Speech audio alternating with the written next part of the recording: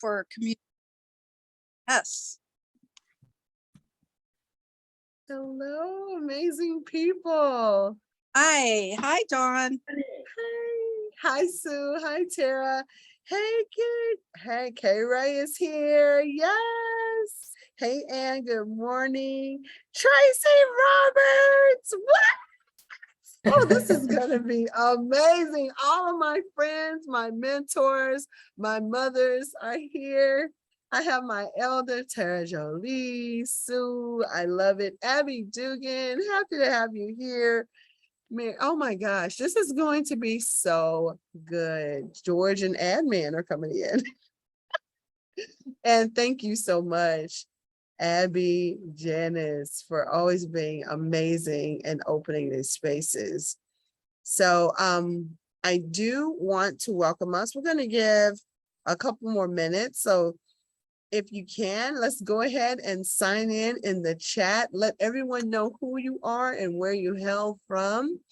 Very happy to see some new faces and new faces to my spaces here, but definitely not new to the work. And I am just honored to be in this space with all of you.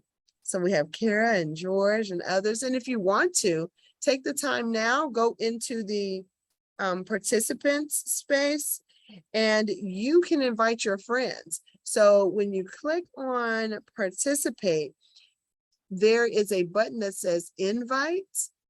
Go ahead and click on that and copy and paste this and send it to your friends. We want as many people to be here with us today, celebrating the lives, the contributions, and the many, many spaces that our Native and Indigenous founders of this country have had and shared for many, many, many years, decades, centuries, really. So we just want to be happy that everybody's here. Hey, Brother George, good to see you. So it's about 9:03. We're going to give it about 2 more minutes. And I would just like for everybody to tell us who you are. And in that chat, add in a superpower. What is your superpower? What is the thing that you do every day? Because at the end of today's call, what we are going to do is to make sure we have actionable things that are leading up to a different space. So I want to share something with you. And I know a couple of our Native leaders who have led the space for nearly a year are not here, but I want to share with you. Kidkey Carroll is the executive director of USET, United South and Eastern Tribes, Inc. He is not able to be here with us today due to a conflict. We also have former Chairman Chief David Sickey, who is unable to be with us today. He may pop in a little bit. So I just want to acknowledge those two amazing leaders who are not going to be able to be in our space with us, but we will see them again. Hey, welcome everyone. We will see them again on November 4th. So all of you here with us today, I would like for you to put on your calendar November 4th, 2022. It's our day of hope and healing. We will have a citywide day of convening where we talk about the strength in unity. And Kidkey Carroll is one of our keynote speakers. And we also have another one of our beautiful spirits here with us, K-Ray Rob, who is going to be a part of that process as well. Rose McKeithen, she's also going to be a part of that process. She is with our North Native American Indian Association here in Tennessee. And there are going to be so many others that are here. So those of you who have come in and joined us, welcome to the space. My name is Dawn Stone. I am here with the Center for Nonprofit Management in the role of now Chief Impact and Equity Officer here at the Center for Nonprofit Management. So really excited to step into some new spaces thanks to our leader and executive director, Terry Hughes. And I would actually like to have Terry introduce herself. And yes, I know it's all on the spot before we open the space, because we're going to open our space by giving land acknowledgements to our forefathers and our living ancestors here as well. So Terry, if you don't mind, just tell everybody who you are and Certainly. Good morning, everybody. I'm Terry Hughes. I'm the CEO here at Center for Nonprofit Management. I've been in this role for getting close to 6 years now, and I am so excited about the work that we're doing in community impact. These community conversations are wonderful spaces for us to converse, of course, and listen and learn about one another, open our minds and our hearts. And I always learn so much by participating. I am excited for this morning, and I really do want to congratulate and thank Dawn Stone for accepting this new role of Chief Impact and Diversity Officer. She has done so many things to impact the work that our sector is doing in the community, and I look forward to seeing lots more of that, and glad to see all our CNM friends on here as well as community folks. So I'm looking forward to it. Thank you for being here. thank you so much, Terry. We thank you for your leadership in this space, because we have a big responsibility to bring information to our nonprofit spaces and to amplify their voice, their stakeholders, their direct recipients of services and care. So I would like to go ahead and open up this space before we introduce or have our speakers of the hour introduce themselves.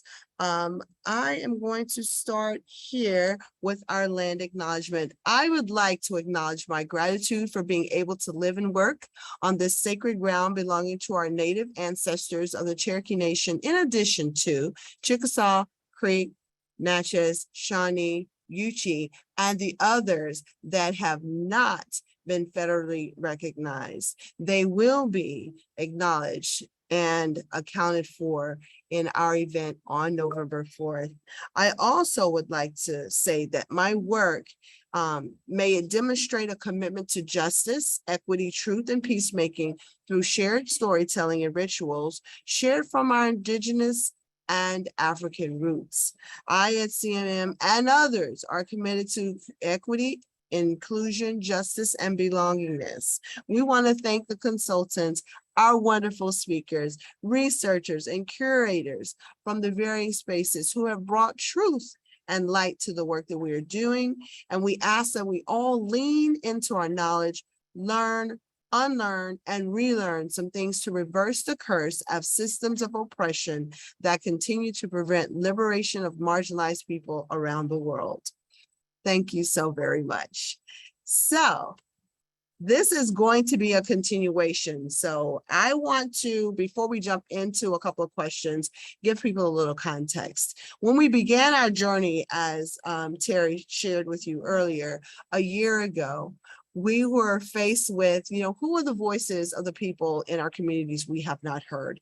And I, through one of my friends here, Leanne Roberts, Tracy Roberts' other half, her and I are friends for life, and we strategized one day.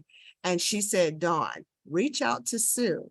So Sue Williamson, who is here with us, I said, I really want to begin this journey into Native and Indigenous spaces. How do I go about doing it? So today I am so happy to share that two of my elders and dear friends and sisters, Tara Jolie and Sue Williamson, are here on our panel today. You are going to be truly, truly enlightened in many ways, because last year we brought the questions forward. What is it in our Native and Indigenous spaces that we need to know from a historical context? What are the contributions that are often forgotten? What is the political landscape for a Native or Indigenous person walking these places? And how have our lived experiences changed over time? So today we're going to take a walk through a couple of those spaces to see where we are a year later. We know there are many places murdered and missing women and girls. And we also have boys that are also missing. Where are we politically when it comes to workforce development? Politically, where we are from a policy standpoint. There are not a lot of policies out there that address the needs of our leaders and founders. What are the roles and responsibilities from an educational standpoint, a racial standpoint, a health standpoint that impacts our communities? Because from colonization to now, there's still a lot of healing that needs to be done. And so I want to introduce two of our favorite, at least my favorite people on the planet, Sue Williamson and Tarja Lee. And I would just like for you, I don't care who goes first, to introduce yourself and talk a little bit about your work. And then we will jump into questions and we'll take a break. We'll have some breakouts. And then we also will come back and we'll have an additional person in this space who is also of Native blood. That will be Judge Rachel Bell. So she will be joining us in the 10 o'clock hour. And so we'll get the legal side of that and how her work and building a court based off of the Native courts that you see and have heard makes an impact in the space and how we can do more of these nationally. So Sue, would you like to go first or Tara? Go ahead, Sue. Okay. Hi, everyone. My name is Sue Williamson. I'm an Inupiaq and Yupik. I'm an Alaska Native. I ended up in Nashville, not really planned, pursuing better job opportunities for my family. We came from a small area, which is that's very common with Natives.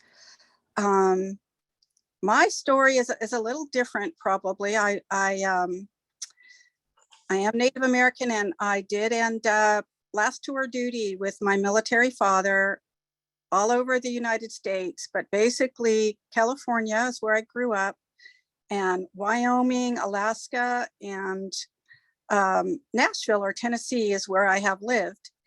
I have always been involved in community, especially with education and the public schools. Also, wherever I've moved, I've been involved with community in different roles. And no different here. I came here and got involved with the school system. I worked for the schools, also then transitioned into working for the tribally controlled schools for the Bureau of Indian Education.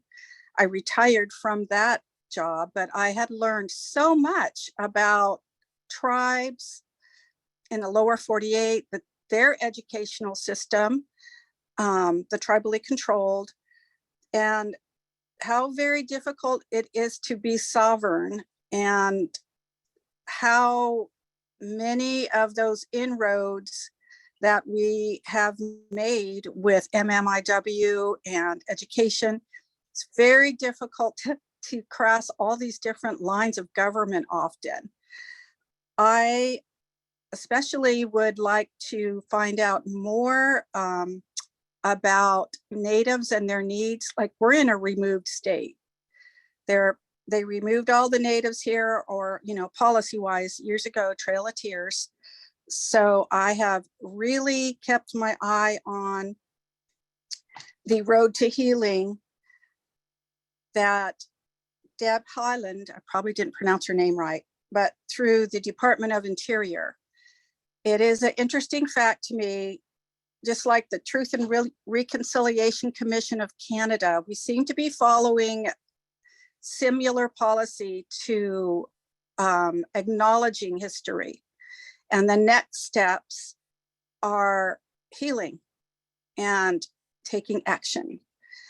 And that is well, oh, I have to also add how I got involved is I also am a trained facilitator for the Circle Center, which we will put Leanne introduced me to Dawn, and I was in Circle with her. I believe Dawn was locally working with the YMCA at the time. Local communities are great. If you live, which 50% of Native Americans do not live in a reservation or are not close to their tribe, make sure you get involved in communities. Make your voice heard, make your presence known. You don't have to take it over. I'm not that kind of person. I just like to know what's going on and to make life more accessible and interesting and growth potential for families and especially Native families. Thank you. So I'm next. My name is Tara Jolly, and I'm from the Turtle Mountain Band of Chippewa Indians. I live here now.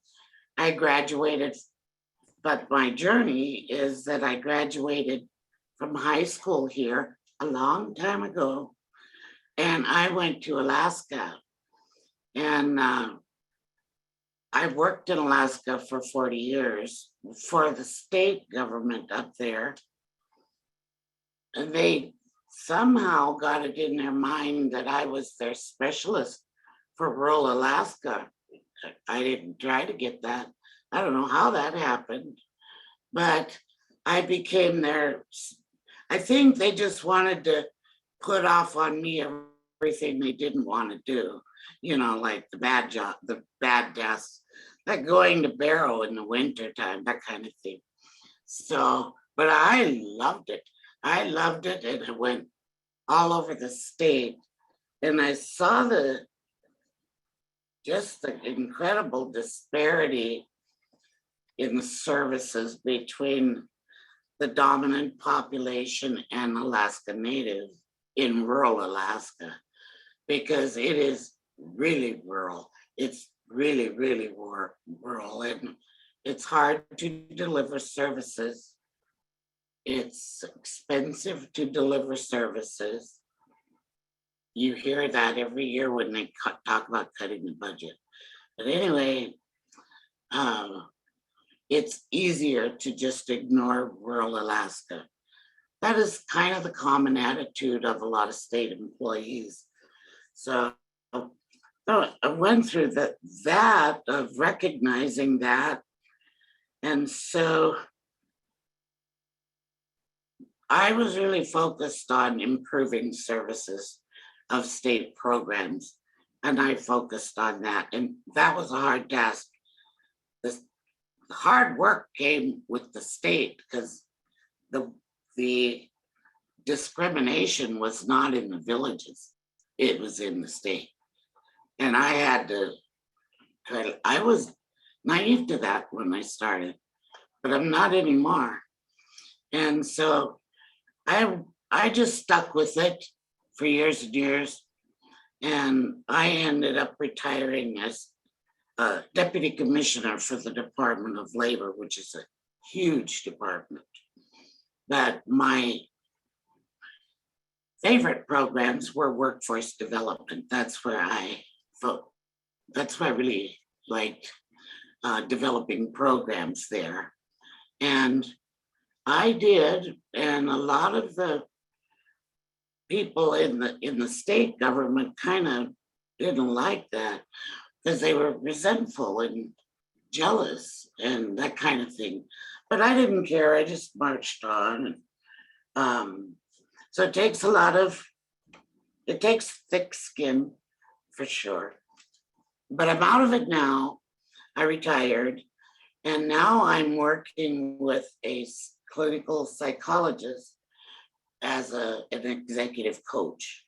So she's my main client, and that's what I do.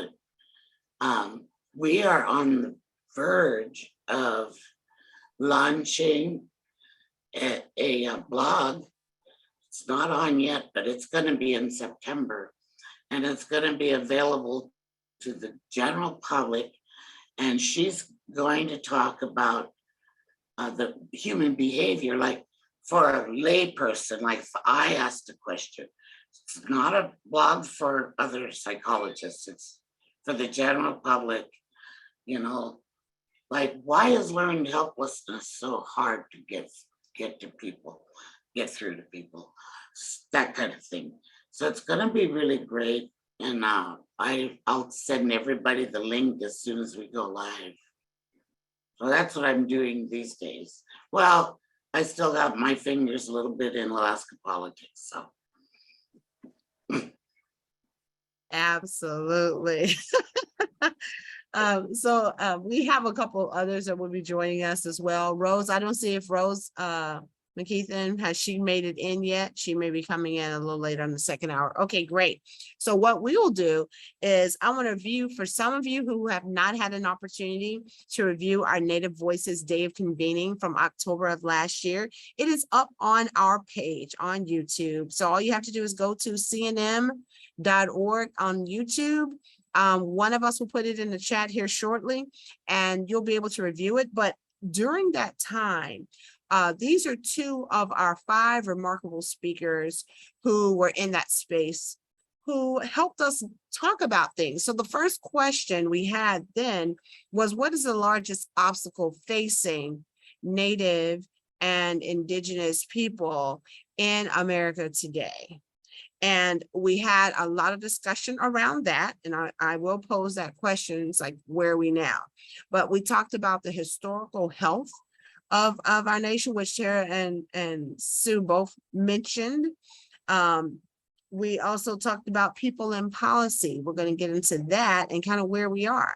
Because this time last year, we only had, I think, 2 policies that were Native facing that were underway, but we do have Tara here who lets you know it doesn't really go away. So the great thing that I enjoy about the work that they do is their work is never done. And one of the things that we want to impress upon all of you today is that it takes all of us to do this collective work in order to move the needle, because that needle, although it may be very fine and minute initially, it makes big waves in our community, especially when it comes to our Native and Indigenous folks and those that are especially tied to the reservations. So I want to go ahead and ask one of the questions that we talked about. We were talking about, you know, historically, the markers that continue to plague us. I want to know, Sue and Tara, since last year, have you really seen any changes in the outcomes, the educational outcomes, or the health of Native and Indigenous folks? And if not, what would you say are the biggest things that we have an opportunity to move going into 2023 from your lens and your lives and the work that you do?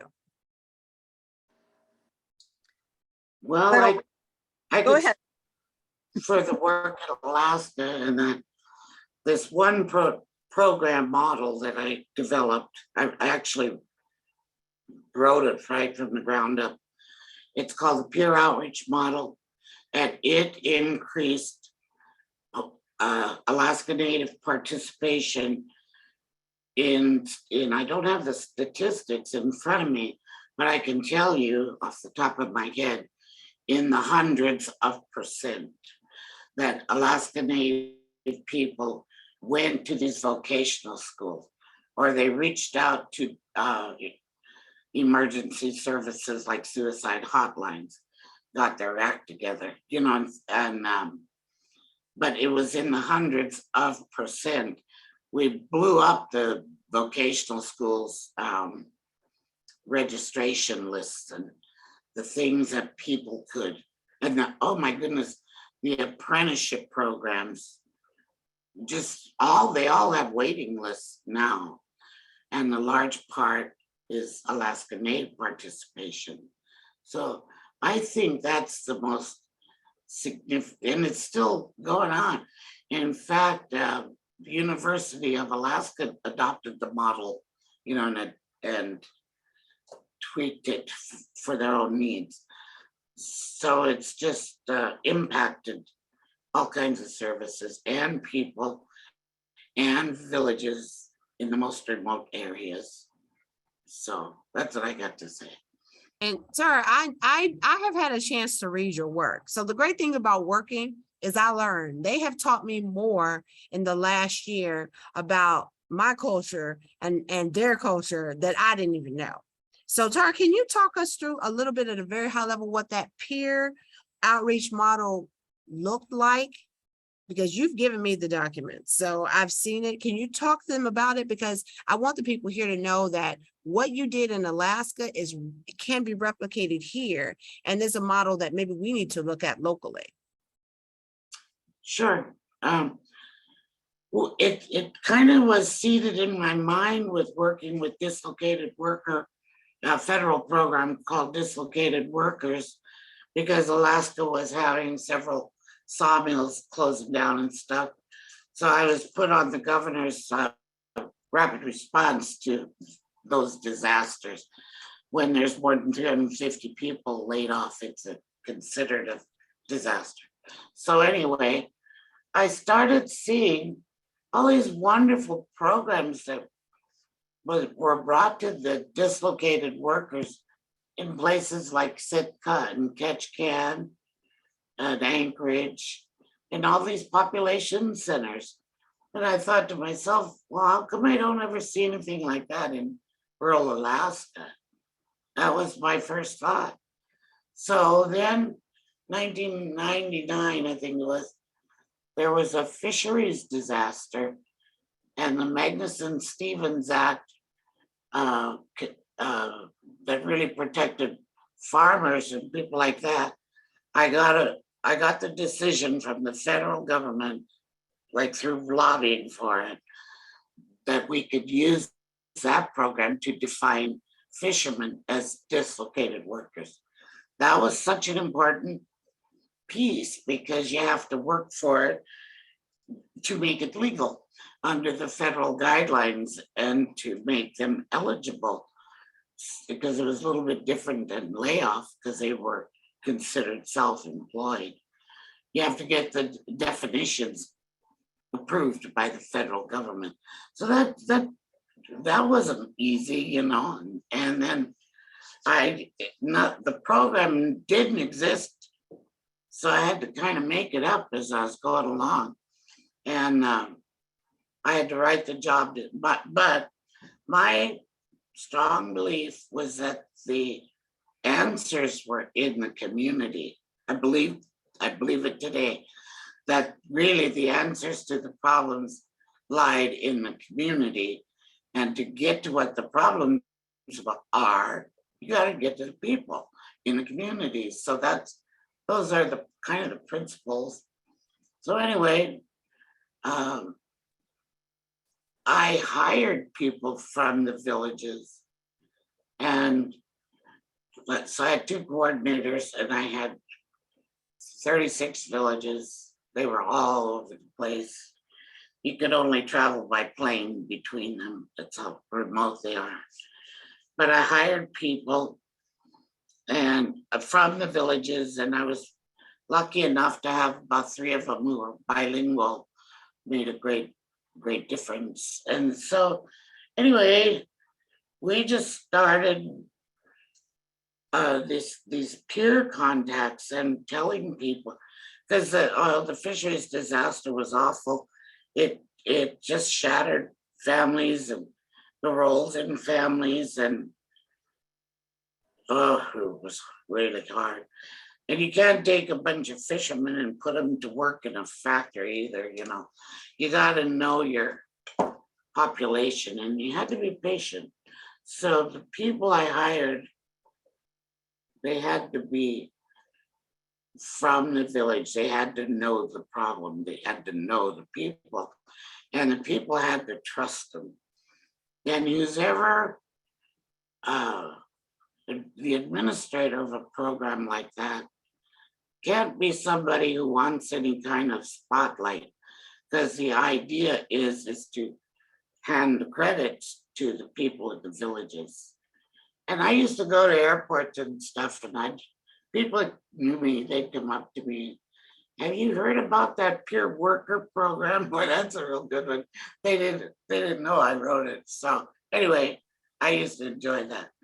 But it's important to hire the right people. They have to be trusted. They have to be from the village. They have to be trustworthy. They have to have their heart in the right place. They have to want the village to succeed, the people to succeed. It's not about them, it's about their work. And it took a lot of training, like lots of training, bringing all together like once a month for about a week. And I think it's important to be guided by either a psychologist or a sociologist. In my model, it was a sociologist because the focus is workforce development, but the problems are way bigger than that. And having a psychologist or a sociologist guiding the right kind of training, which you don't get that in Department of Labor usually. They don't bring in psychologists and sociologists, but I did. So anyway, it was incredibly successful.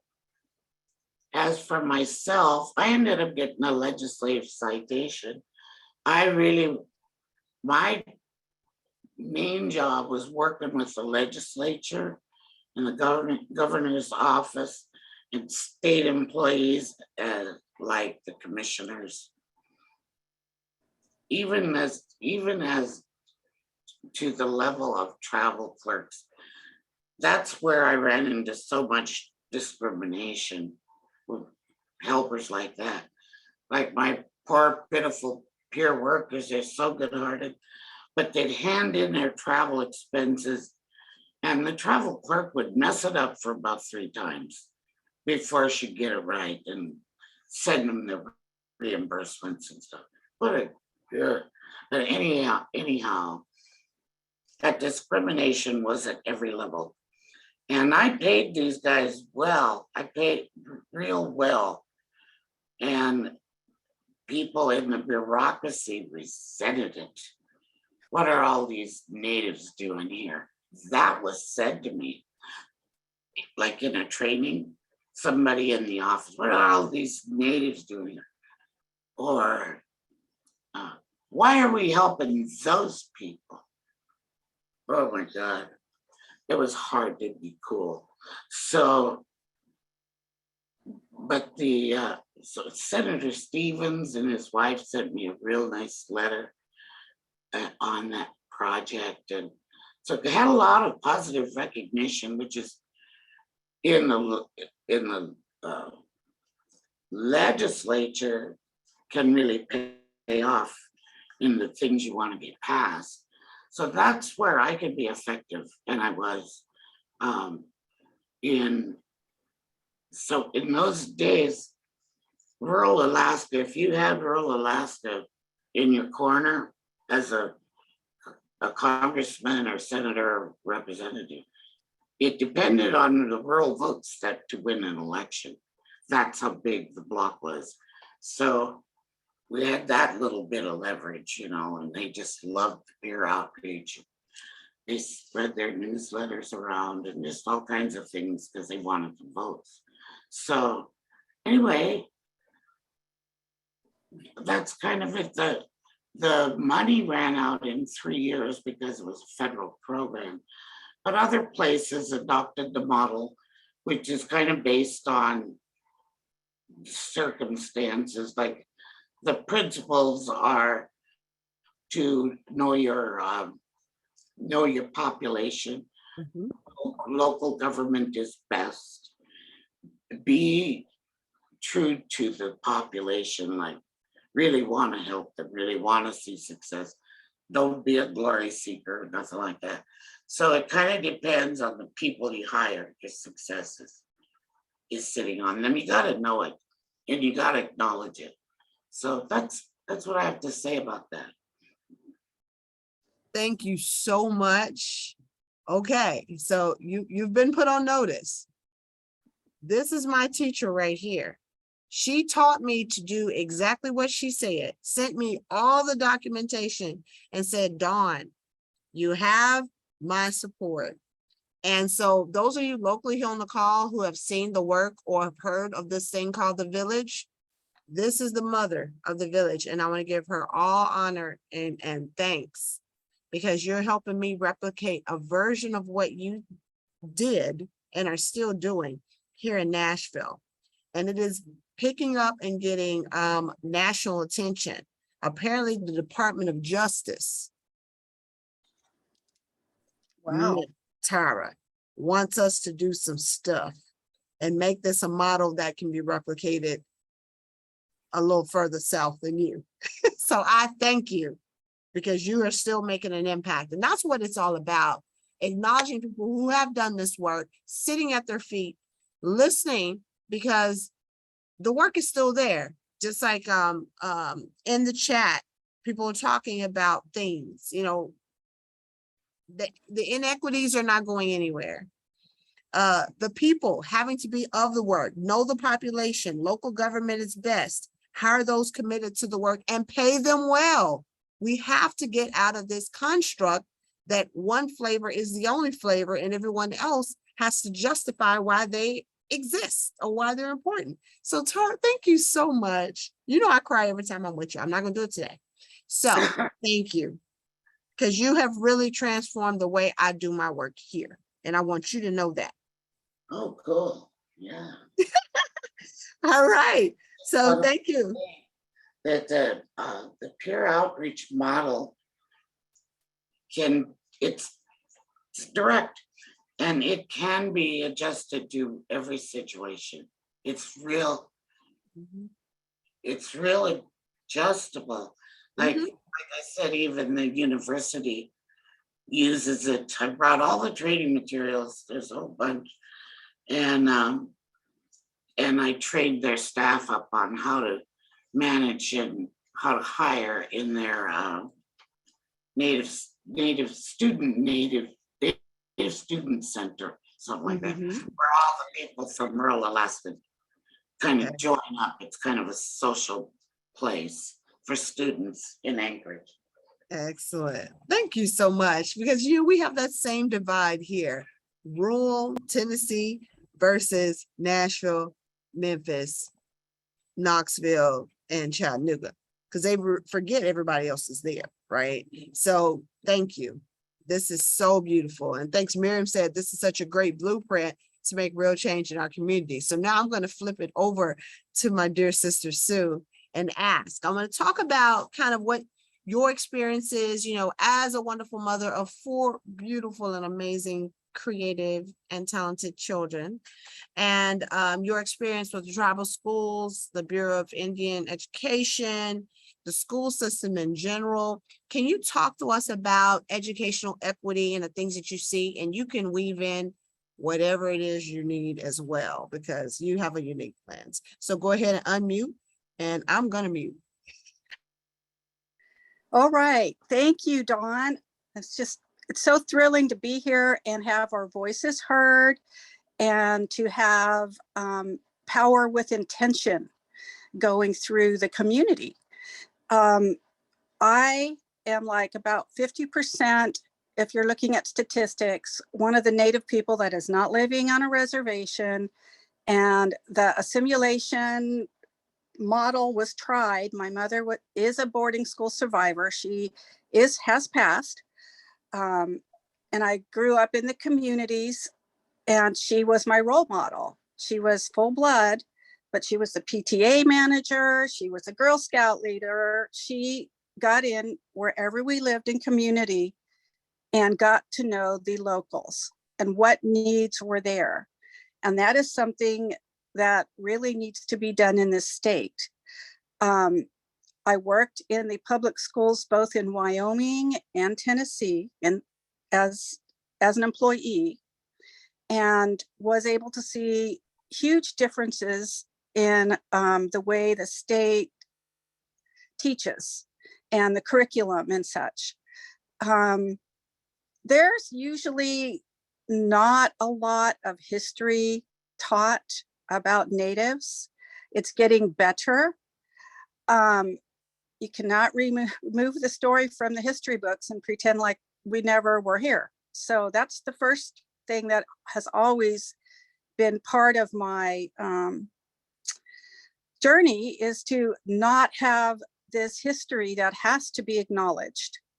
So that is a starting project. And it's exactly like Tara said, if you get in with the locals, you'll know the needs. It's going to be different in different communities. The biggest difference I saw was it was difficult because I would travel into the reservations and go to the tribal schools. These were tribally controlled schools. There has been so many programs and money thrown at programs that goes out to the rural area, but they haven't been modeled well, or they don't fit the general situation of having that much trauma, because you're talking about people that were removed, or, you know, there's the ones that are not removed are hidden out. Or I know a lot of people that have native roots, but it's oral and they hid and they still are hiding. They didn't get counted by blood quantum because your rights were stripped from you. I really think local. I was more involved in Nashville. I did live in the adjoining counties, lived in Rutherford County. Now I'm in Cheatham County, but I'm close enough to a bigger city area to make a difference. I did get involved with Circle to hear of how the state was of the public schools. I grew up in a public school in California. The model was pretty multicultural in some parts because I was by two big bases. So that particular model that it was done, the Bureau of Indian Education a few years ago was trying to use the model of the Department of, oh, let me think of so many department names. We get more and more systems that we keep putting out there. And I'm trying to remember the name. When the military people go and they get put in other like foreign areas, then they have an American school. And that's what they were trying to do before I retired. They were changing and changing and changing. They did come to a conclusion that, and this is what I've heard over and over again, the teachers don't need more paperwork to fill out from all these different little pieces of curriculum that maybe will make no difference. There has to be a better return or buy-in, not to just have programs and money that aren't producing results. And that is a problem. Bureau of Indian Education, those schools are the lowest rated in the country.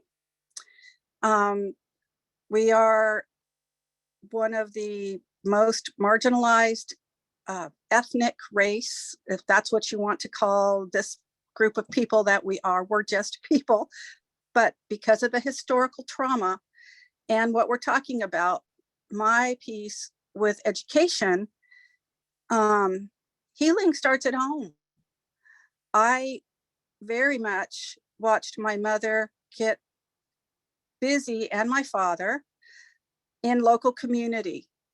And even if people weren't as comfortable with her because she was full blood and looked very exotic, even if it was a land that was pretty open, California back in the 50s, there still was discrimination. But here in the South, it is different. I have found there's just different levels of hierarchy and government, and they don't work well together often. That was what I found with the overlap of the Bureau of Indian Education and even public education here. It is really important, as Tara said, to get your clientele together. Like, we're looking, here's a removed state.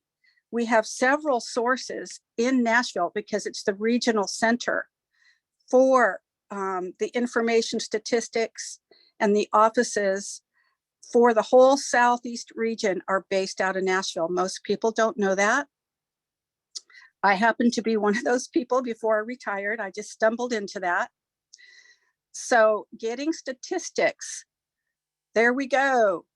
Getting statistics, you got your stuff set up there for this state and making it peer relatable, because a lot of people just, they didn't want to be counted, or, you know, they are doing the best they can, like many people.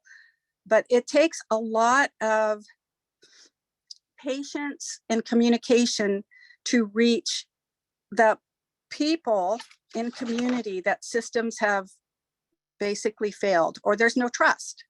It can be all different things going on. So I'm pretty thrilled with the fact that we've got USET involved, because they are big for the whole Southeast region, and Rose, because these are all local Nashville organizations. And this is the first time that everyone is on the same page saying, yeah, we all are here. I mean, I've known of them, but you kind of think it's politics.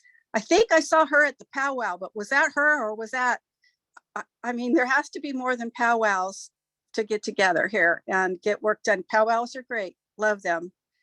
But helping preserve our identity and our culture with pride, and using the different models that are already coming in. And I'm so excited to hear what Department of Justice, because they are also connected with MMIW. History is being acknowledged. And yes, I'm so thrilled to be in and to coordinate behind the scenes. I have never been a good one to be on the front, but I am forced myself to talk. So just, I'm a lot better behind the scenes doing all kinds of little studies, but I'm learning to use my voice. There's so many people like me out there that are good parents and trying the best that they can, and good family members.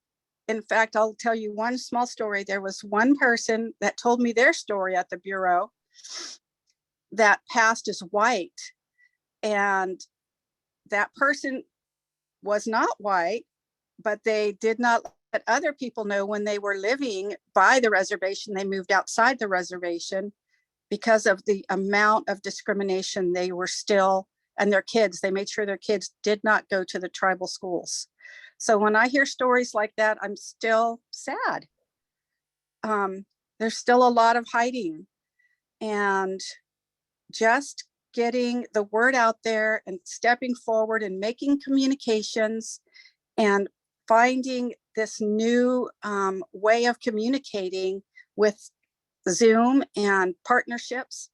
We have a wonderful opportunity ahead of us. Thank you so very much, Sue. It's so funny because I think I have made Sue talk more in the past year than we've talked in the past, 12 years? Because in circle facilitation, we're lean in our expression. Tracy knows this. He's there. Shout out to Tracy Roberts and Leanne Roberts for having such an amazing organization that does this work. This is how we all became part of this whole fire starter. Okay, you're gonna put me back in circle, Tracy. I know I've forgotten some of the jargon. But it's great because what we are doing is really starting to see the needle move.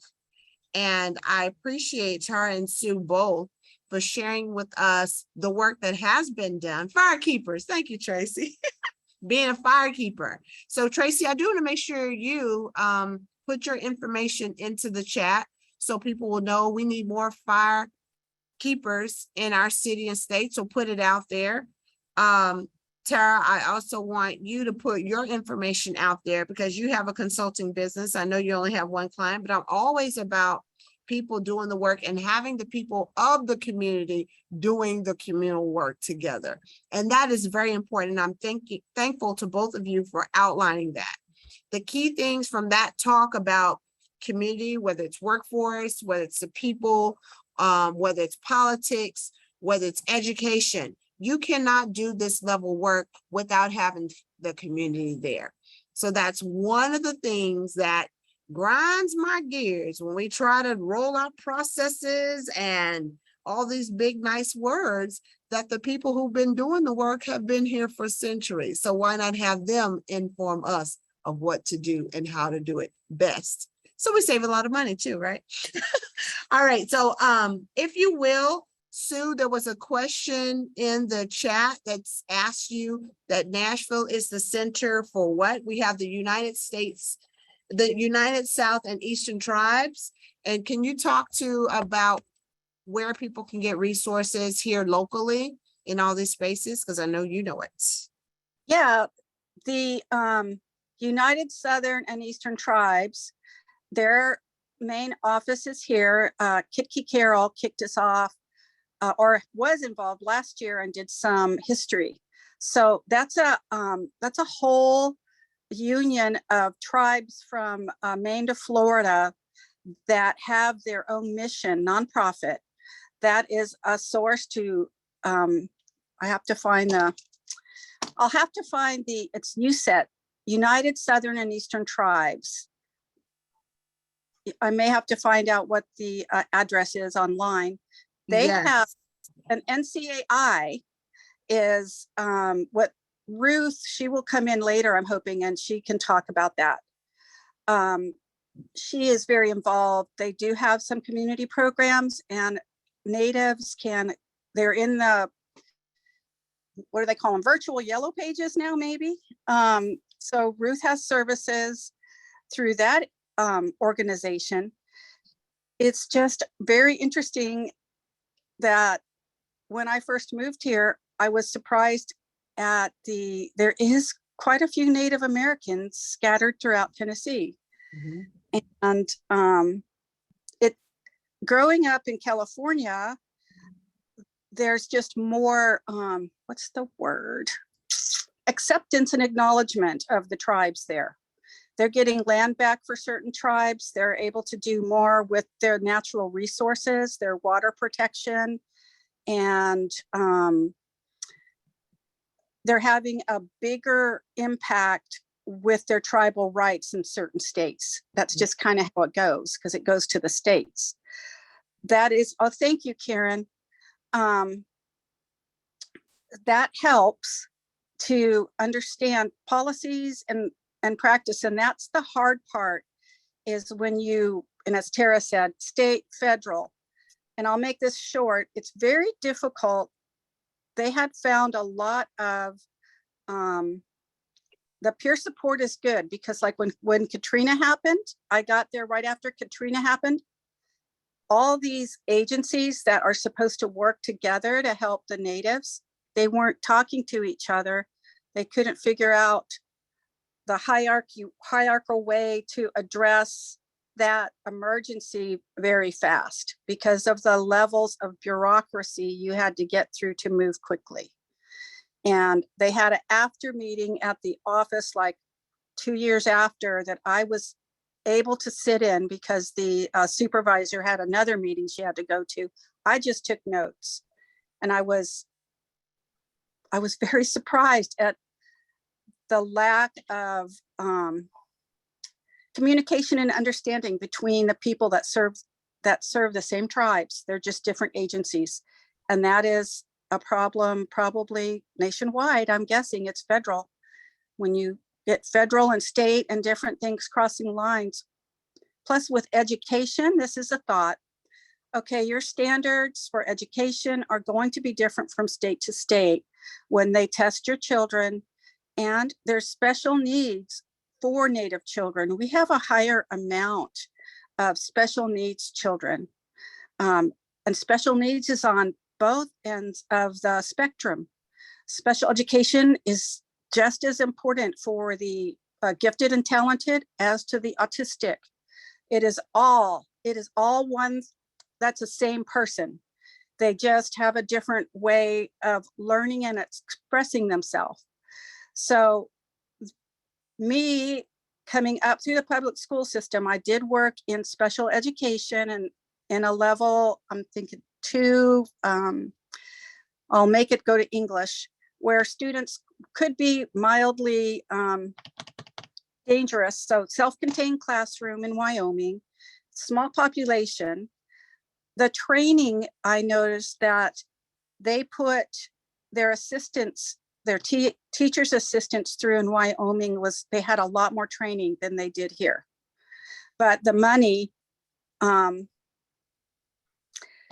every state spends their monetary things differently. And there was just a lot more mineral money, I think, to go around in Wyoming with, and it has the lowest population in the United States, so it's tiny.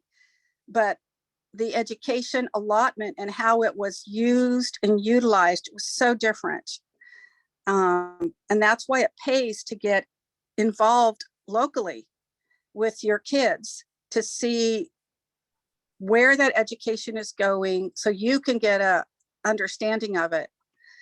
And it makes a big difference locally. It's going to change because it's a different climate from different state to state with who's directing the schools. The Department of Education has certain standards, and they don't overlap well with the education standards that, like, the Bureau of Indian Education has to align state to state. So it gets so complicated so quickly. So local policy protection, make sure that there's no overlap with the federal agencies, because that causes, I have seen it from years of working. Party A doesn't speak to Party B until it's a big problem, and there's no fast way to get there. So hiring the right people that have an understanding of how to community do organizations, boards, training. There's small steps to get to a bigger rollout. It's the small steps that matter. You've got to look in locally and start training them to see where the outcome is going to be. Peer programs are perfect for that, especially with highly traumatized, people, because that's just the way that it is. I'm trying to say it in a non-triggering way of, I mean, you can't erase history. People that have been victimized or marginalized is a better word for generations and generations. You have to take that into account. Just like Tara said, having a sociologist and perhaps psychologist attached to these things, it is a road to healing. They use that name with the Department of Interior. Healing has to come in to make forward movement. And that's for all marginalized people. And that's where a good place to start is. Thank you. Oh my goodness, so many gems being dropped. I'm in between typing my phone and this book. So thank you so much. We're going to move into a new segment, but in just a second, I'm going to give everybody a 5-minute break to process. What we have shared right here, we talked about access to resources, and there was a great question in the chat. So I want to ask this before we move to our 5-minute break. What resources are there for Native Americans whose records were burned, like in the Mississippi Records Office, for example? Could either of you shed light on that before we move to break? What was your question again? It's what resources are there for Native Americans whose records were burned, like the Mississippi Records Office, for example?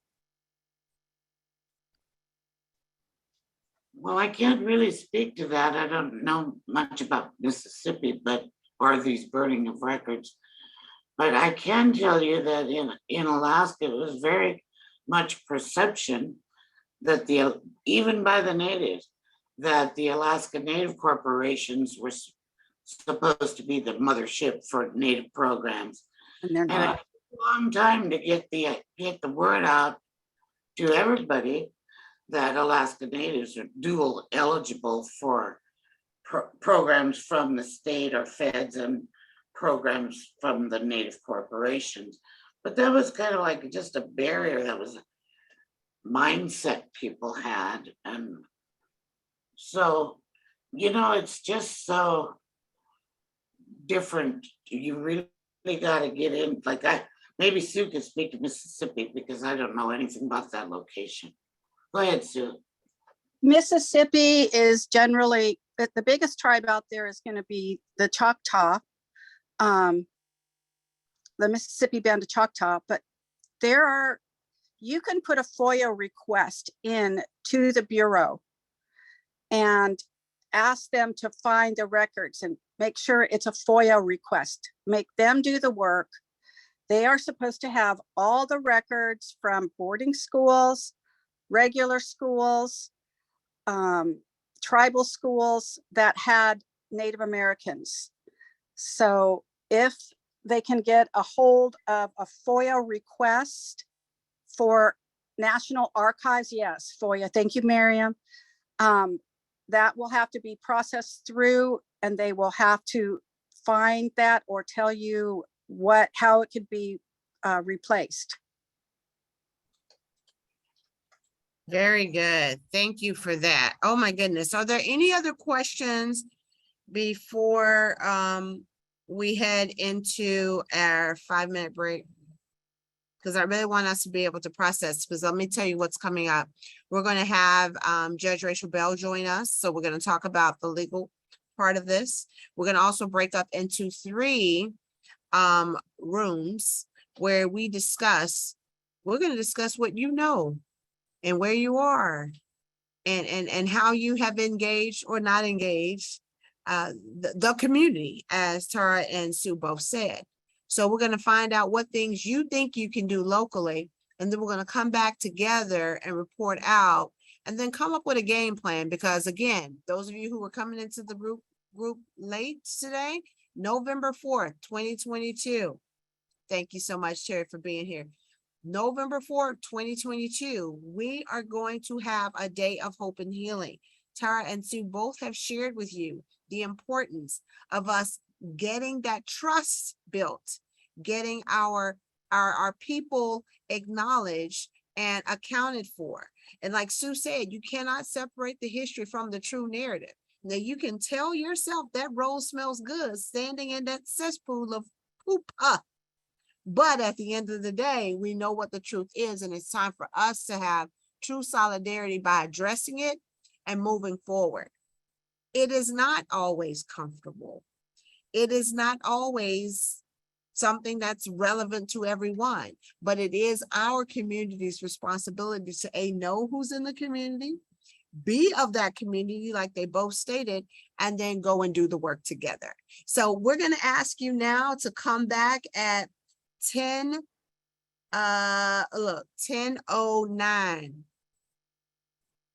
10:09. So come back and see us. Go ahead and step away, grab some water. We'll be right back.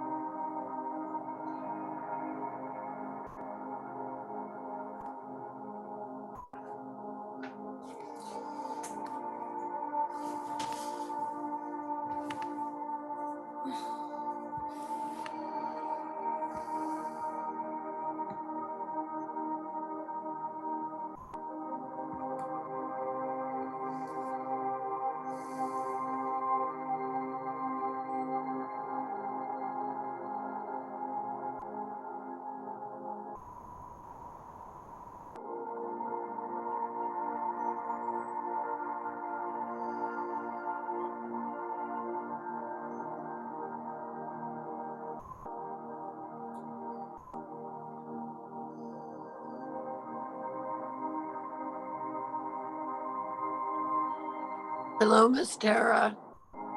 Good to see you. Hello. Yeah, It's it is real nice. It's Rose McKeithen from the Native Voices that we did together. Yes, yes. I'm not very technically savvy, but I hear you. Oh yeah, I don't have my video on right now. Oh, thought maybe you're ghosting me. Nope. Yeah, unfortunately, I got a little late start this morning. I had a not so great phone call. Oh, well, maybe this will cheer you up. Well, I am hoping. I'm glad I at least got to participate in it. I was really looking forward to Yes, me too. Me too. it.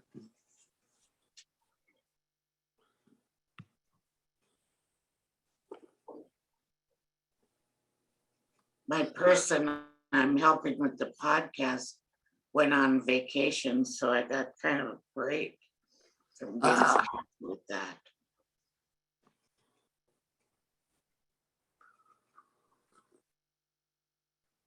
Oh, yeah. All right, where's my camera? Stop. There I am.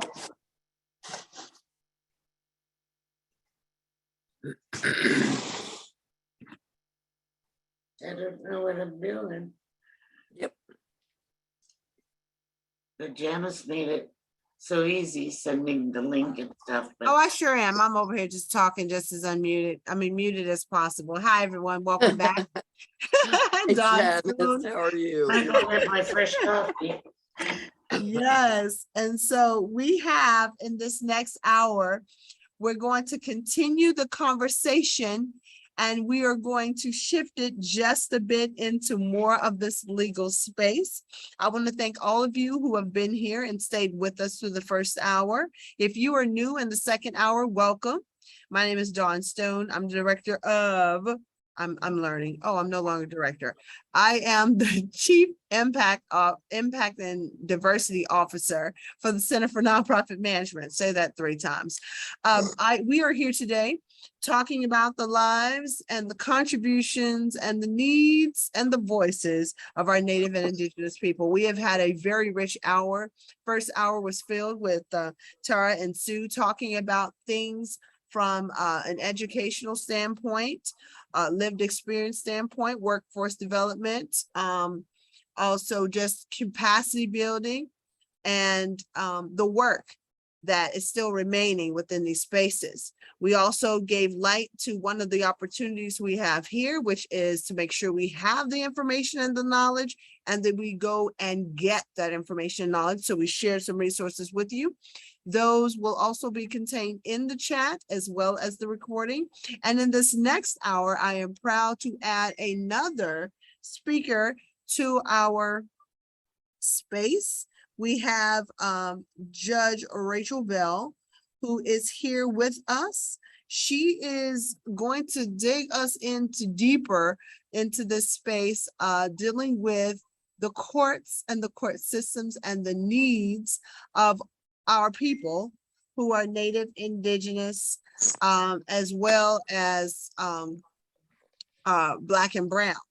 And our fourth and final speaker for today is the most wonderful and honorable as well. She's great.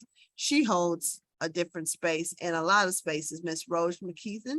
She is a part of the Native American Indian Association. So she is here and going to add voice also from a lived experience and the work that she has done. So we're going to ask Judge Rachel Bell to come and speak first, introduce herself and the work, and especially this municipal court.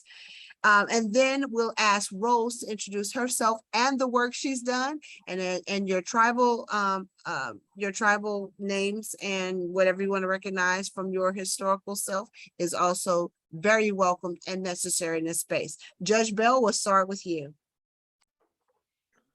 Thank you, and good morning to everybody.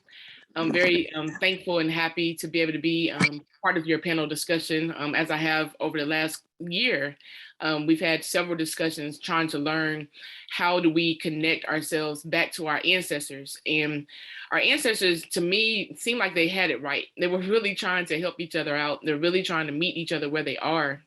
So there's a lot of principles that I believe were important as I serve as one of your judges here in the city. I've been serving now for 10 years. I was recently reelected just a few weeks ago, back in May. Very thankful for the individuals that did come out, over 30,000 people, to vote me back into office for another term of office. So I have another 8 years to continue this great work. Thank you very much. You know, one thing people, they always say, you're doing too much, or you're working too hard, or you're doing this, or you're doing that. But I started very young. I was 33 years old. I've been serving now, like I said, for 10 years.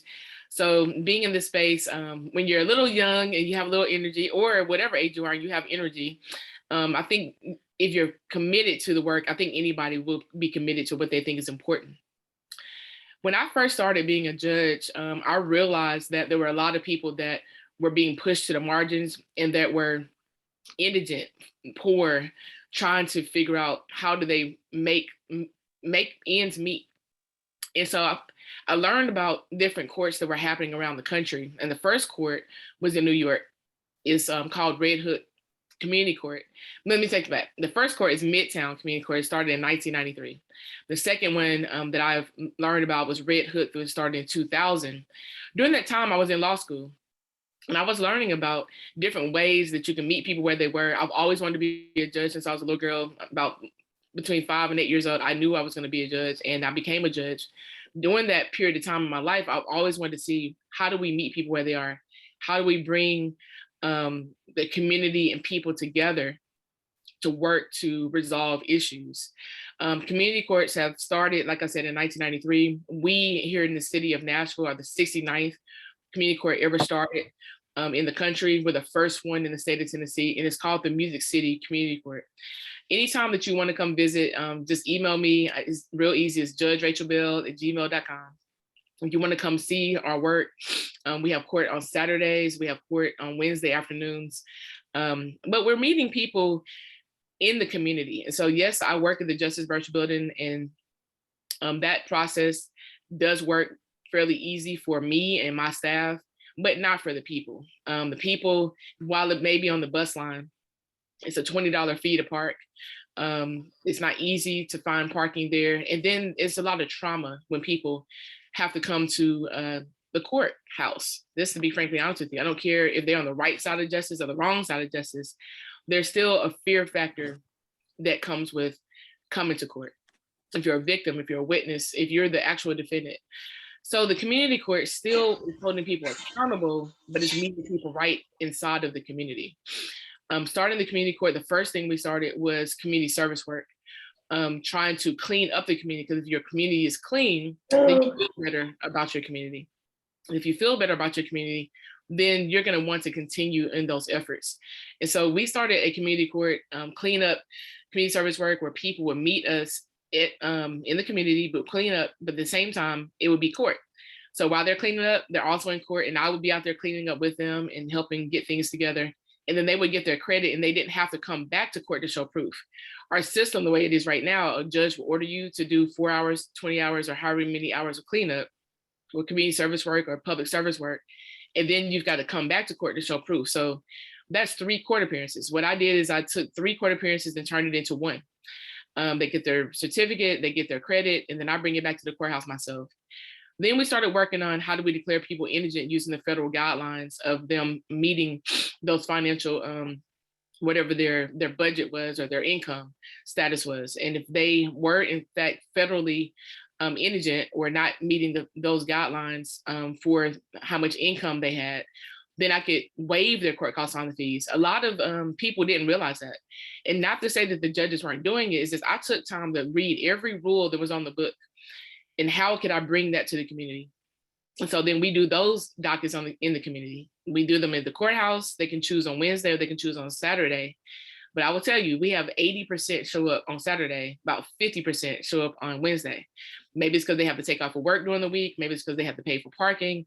But I just know that whenever I say you can choose the option of Saturday to come to community court, we get more response and more people come. they're able to bring their children with them, or they're able to maybe not have to take off of work. So that's another thing, is meeting people where they are in the community. And then the care court, ages 18 to 30. This court, I really use some of the principles, the tribal principles of peace circle meetings, bringing people with the community and the harm together. And so the defendant may have stolen from Dollar General. When we bring Dollar General with the defendant so that they can sit down and talk in the community, because realize this or not, if you steal, or somebody steals a item from the Dollar General in the community, within Dollar General responds by then putting up more cameras, or they put up a device when you walk into Dollar General.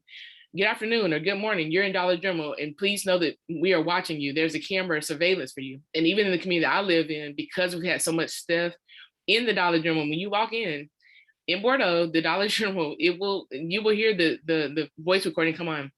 You're here at Dollar General, please know that there's video surveillance and we are watching you. Literally. I don't know if any of you have that issue when you go to Dollar General or you go to any stores in your community, but we have that issue in communities where we're dealing with marginalized people. And so then we have the Restore Court, where we're working to expunge people's records, because it is important that people, once they paid their debt to society and their harm has been restored, that they are able to get a second chance. They're able to move on with their life and see if we can't assist them with getting a resume, assist them with getting a job. So, having this principle is very important. Like I said, we're the first one in the state of Tennessee. I can't wait to see more community courts and more practices in the state of Tennessee. And then the very last was we started a eviction diversion court named the Legacy Housing Resource Diversion Court, where we're making sure that landlords were able to receive compensation for the rent, and a tenant was able to keep a roof over their head. So we're always trying to meet the need of what's going on right now. And then continuing those efforts as we grow and as we continue to move the needle, I call it, for marginalized people. So justice does not stop at the courthouse steps.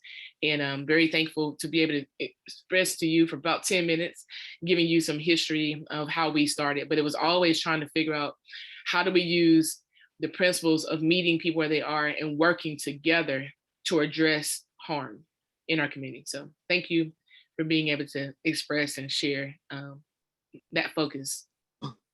Thank you so much, Judge Bell. And what you heard, again, those of you who are here in the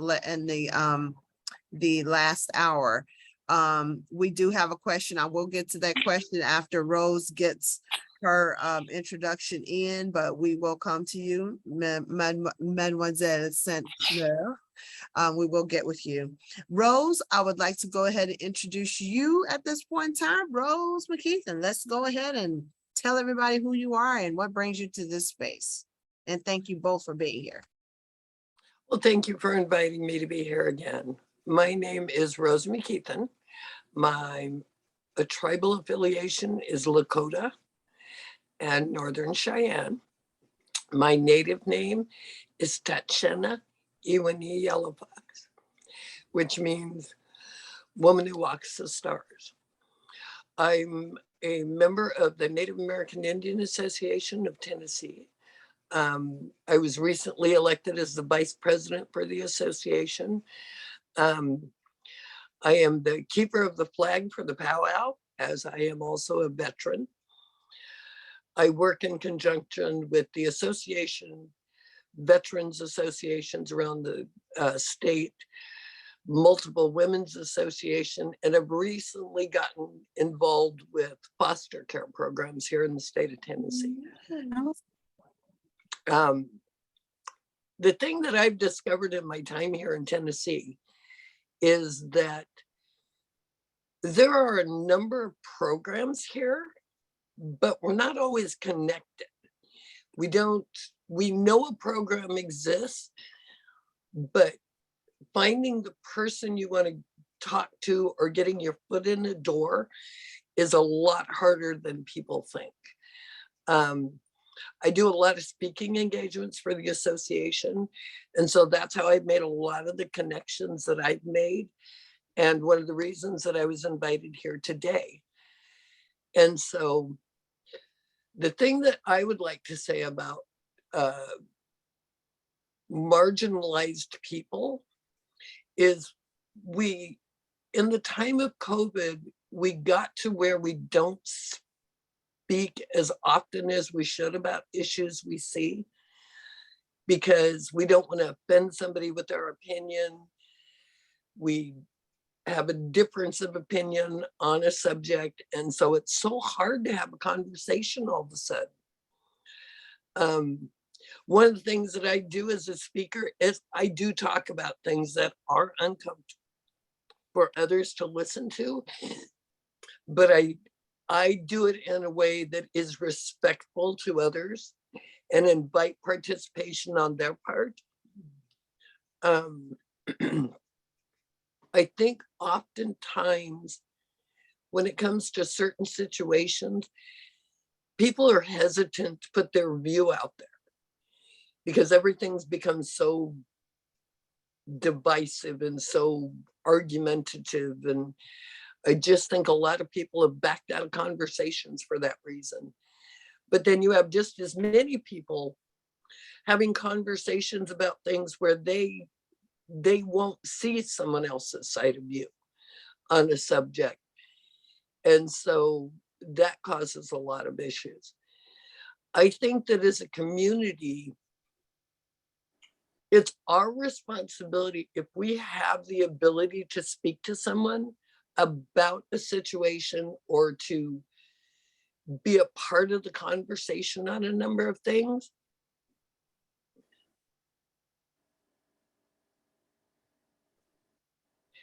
I think it's, however difficult it is, it's more destructive. I'm trying to think of how to word what I want to say.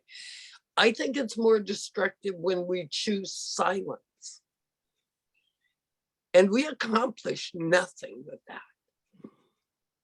If we could sit down with people with whom we share opposing ideas and be able to have a civil conversation.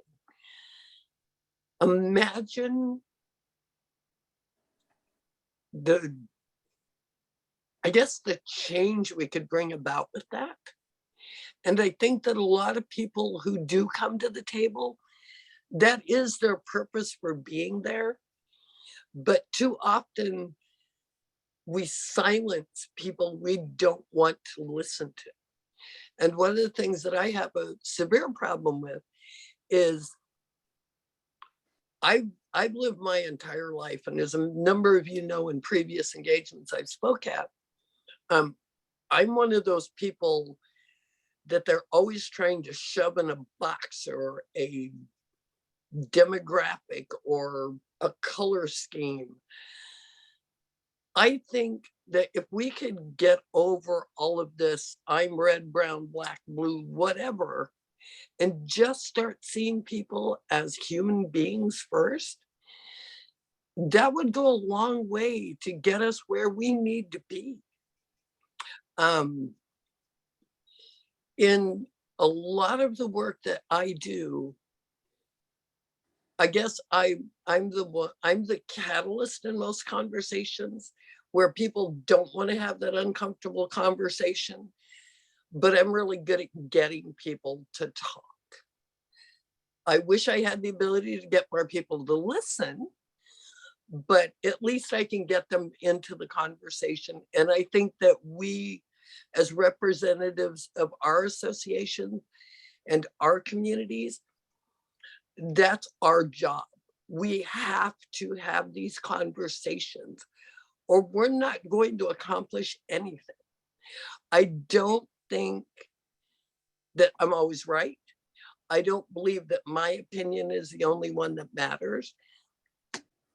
But I think if we can all just get back to human decency, first of all, and recognizing that we all are unique and we all have a voice in a conversation, then I think we can undo a lot of the damage that's been done. And I'm very grateful to have been invited here to do so today. Thank you. Ooh-wee. Okay, y'all have me spinning in my chair. Want to kick my shoes off, but I've got tennis shoes today. Thank you both. Judge Bell, and thank you, Rose, because what we're talking about today is humanity. What we're talking about today is access, second chances, getting in your community. Judge Bell, Tara, Sue, and Rose have all told you, you can't continue to do this in your office, sitting behind a computer with a closed door. Come on, y'all. You can't continue to sit up here and do this type of work. So now I want to move us into a space, and I'm going to ask my panelists to do something pretty unique here. So CNN Backdoor, Abby Janice, are we able to create some rooms? Because I'm going to ask the question, and the next thing I want people to do is exactly what Rose said. We can't do this in a vacuum. We cannot do this by ourselves. Why not have these courageous conversations? So guess what? You're going to get to have a courageous conversation with one of these 4 amazing leaders who do this on a regular basis. I know Judge Bell personally, been on the basketball courts and in the courtrooms 24/7, working tirelessly day and night. Tara's the same way. I'll send an email, a text message. She texts me back at 1 a.m. her time. Sue's the same way, sending me articles and things. So what I want us to do is, look, we already have people requesting rooms. So Abby, pay attention to that chat. Miss St. Flora, can you ask your question real quick before we go into the breakouts? And I'm gonna tell you what's gonna happen in the breakouts. We're gonna talk in that group, and you're gonna have one of our panelists in each group. They are going to be the moderators of that room. And what they're going to do is ask you to talk about one significant contribution that you can make to the Native and Indigenous space. It could be political, it could be social, it could be just community level stuff, or I said community, it could be educational or something else. So ultimately what we got to do is find a way to get all this stuff done and stop pontificating. Pontification and silence are both violent. And so Abby, I want you to go ahead and break those rooms out, and definitely put Miss St. Fleur into Judge Bell's room. Okay, and everybody else can go random. I don't care about that, because we're all going to be mixed up. So can you come to the unmute?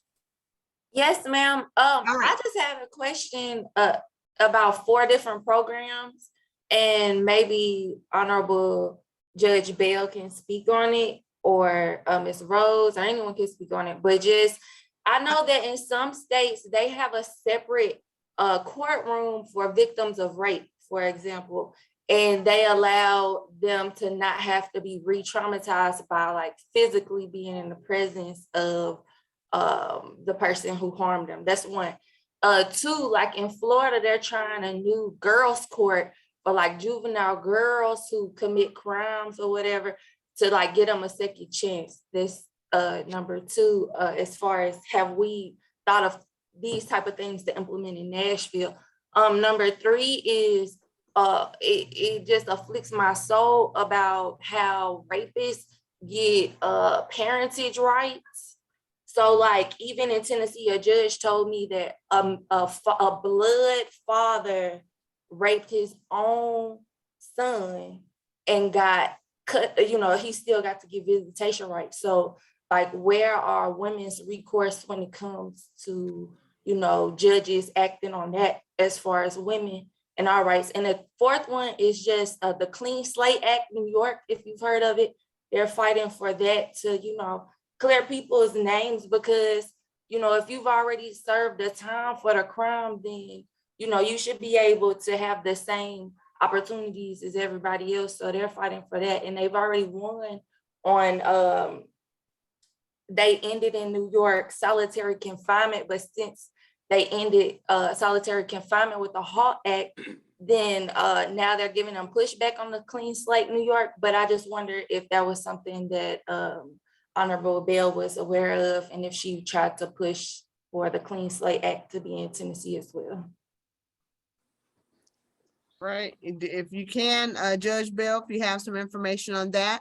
And then what we'll do while they're speaking on this and anyone else that can contribute, because I know Sue probably has some feedback on that as well. We'll get you ready for your breakout rooms, and all you need to do is click the button when it says breakout room.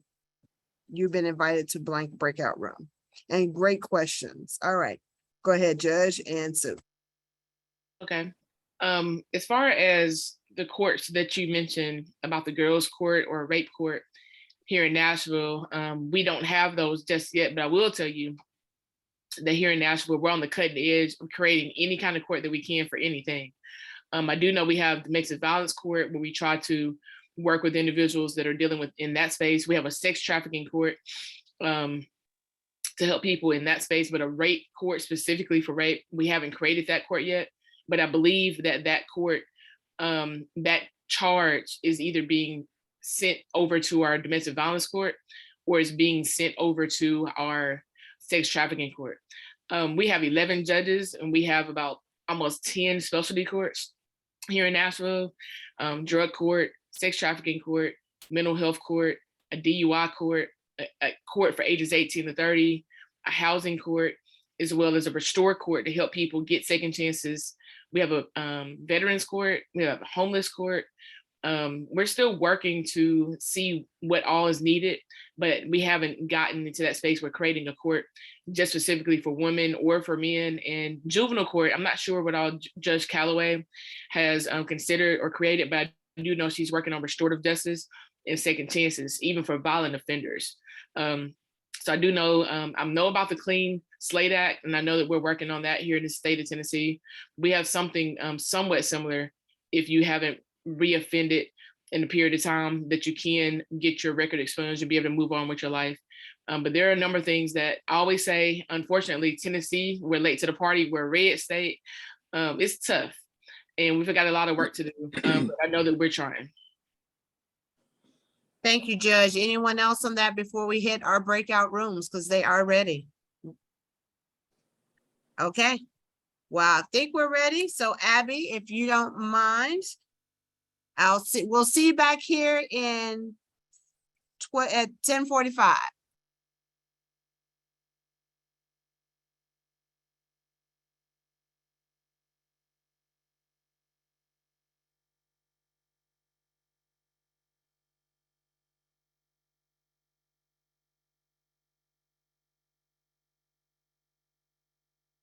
Tara, you've got to join the room.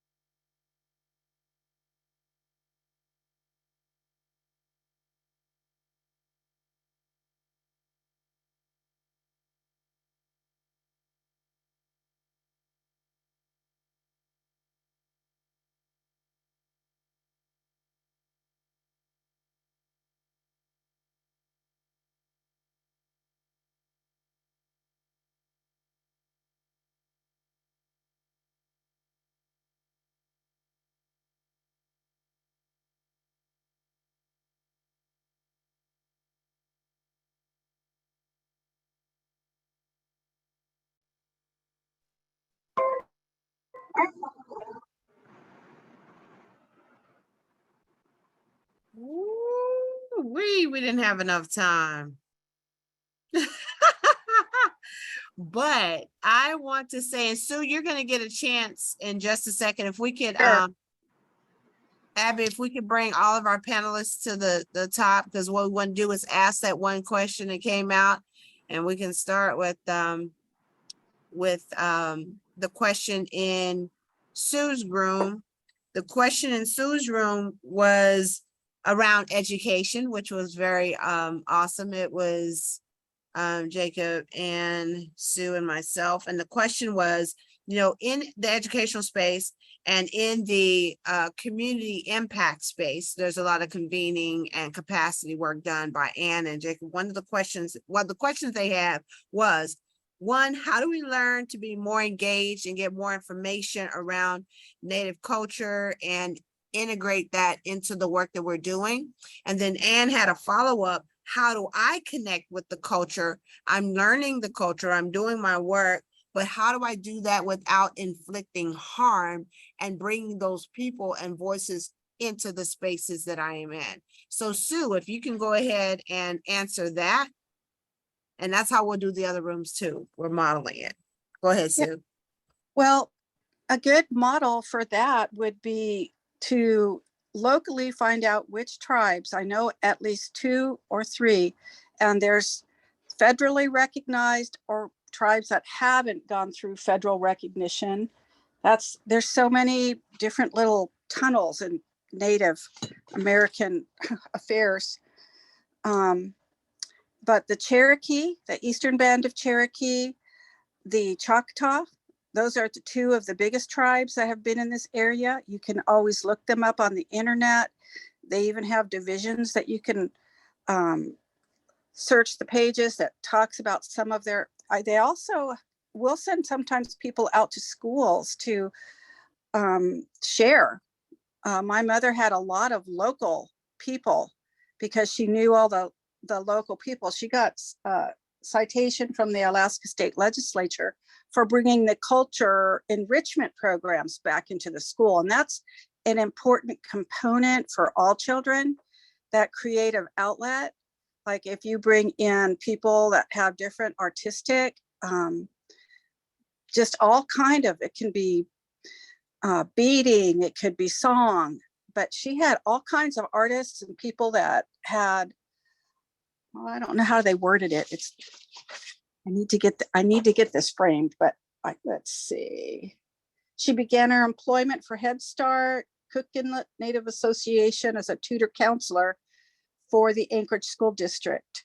So cultural enrichment, that would be very similar to what, like teaching the kids the stuff that they're slipping away from, and anyone. You don't have to be Native, just to go in there and research the area, and you can reach out and ask if there's any people that could come to your schools, your business.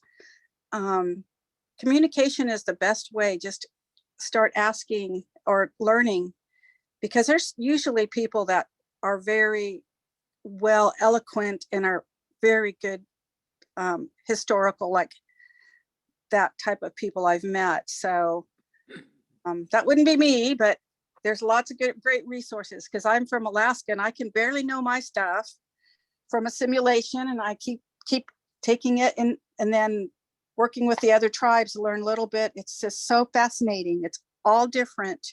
Tribes have different, for regions, there's all different reasons that they have wisdom in their locality. And it's very a rich context to check into. So yeah.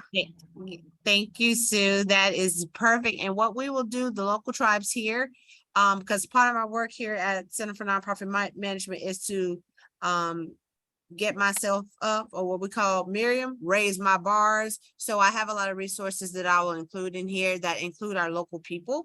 And a lot of these people that are here, when you see their emails, connect with them. Everyone on this panel is reachable. All right. Next, thank you so much, Sue. The next room, Judge Bell, what happened in your room? And what was the question that popped out? or what did you talk about? You can do a reflection. We're fluid.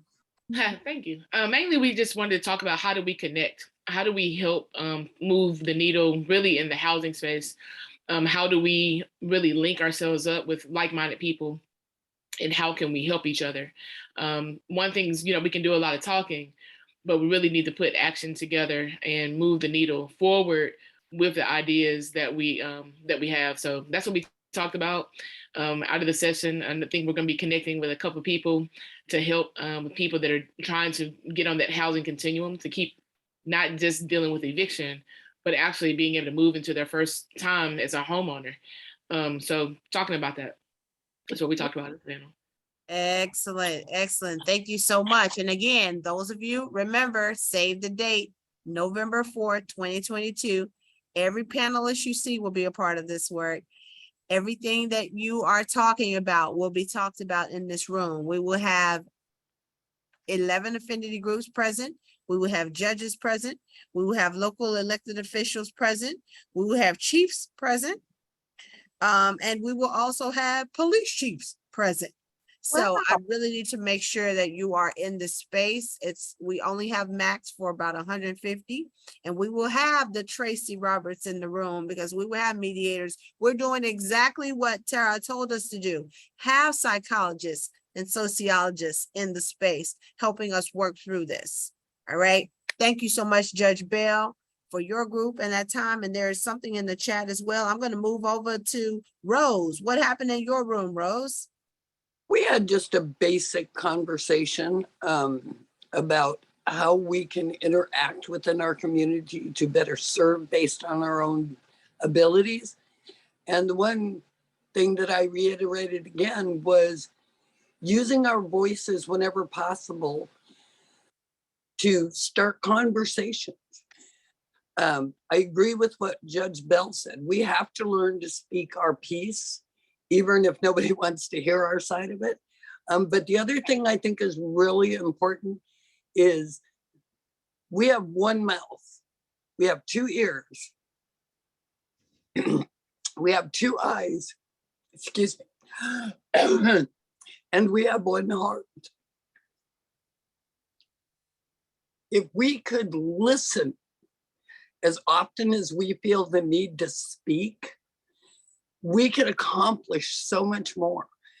I believe that we should have conversations with our legislators, with our judges, with the police, with the communities. There are so many programs out there that you can get involved with. And I invite everybody. We're having our Native American Association meeting tomorrow, 10 a.m. to noon. It's at Long Hunter State Park next to the check-in building. Everyone's invited to attend with us. Come listen to what it is we're doing. Come be involved. Our powwow is coming up in October. I am willing to discuss our culture, our needs, anything that people can do to become involved with us. And while I understand that not everyone can attend these things, I'm always available if somebody just wants to have coffee and a conversation. Thank you. Oh, thank you, Rose. She put it out there, y'all. Coffee and conversations with Rose. That is a full podcast right there. And Rose is awesome and amazing. And I want to tell you something about Rose's organization. Get involved. I'm a member, Rose. I have my card. I signed Yes, up. ma'am. I went to the powwow last year. She put the information in my hand and I took action, Judge Bell. So all of us can get a part, be a part, and do our part. So let's do it. All right. Thank you so much, Rose. Tara, we're going to end with you. What came out of your room? And bring us home, Mother. Oh, she's muted. Unmute. We have to do this. So, I've done that 3 times and it was back to mute. and we love you for it every time. Go ahead. I was asked what healing looks like and how it's brought about through the training on the ground. And the member in my group asked a question, you could interrupt me and be articulate about it. I was able to answer the first question, but not the second because of the time. But the first question talked about, so you have a peer worker, they're a trusted person. They meet with people in the community. Everybody's different, like where they're at with their trauma of losing their fishing livelihood. They're all different, older people, young people. So good communication is what we really focused on with peer worker training. And in the beginning of that training, we started with the sociologists who could teach the peer workers about active listening skills and how people move through that, the dynamics of change that's brought about by something you had nothing to do with. You didn't make the fish stop running. You didn't decide to close down this pulp mill. People are affected by big change the same as any other kind of unwelcome change brought to them, or something they had nothing to do with. And that's at the heart of that dislocated worker program. Anyhow, peer workers are trained to listen and listen for clues of where people are at in that dynamic of change, from denial to acceptance. There's the four squares. So that's what we were talking about. So.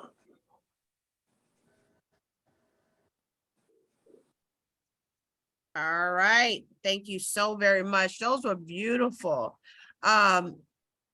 Thank you. There was a question in the chat from you, Ms. Sanfler. I know you got to roll to another meeting. We all have to roll. We will make sure we get that question out to the panelists and they can respond to you in kind with a response, and we'll include it in our report out. But she had a question about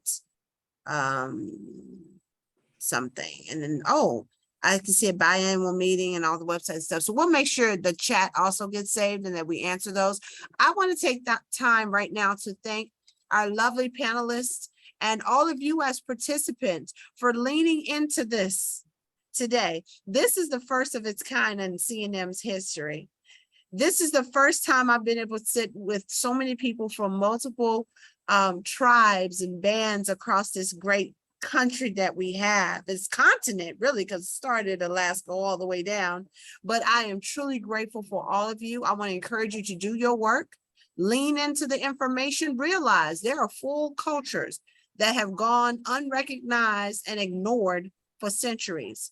Dig into the work. There are books, there are people, there are videos, there are podcasts. You can up your bars. And in the words of Miriam Reed here at Center for Nonprofit Management, she is our superhero of education. I want to encourage you all to go and do your work.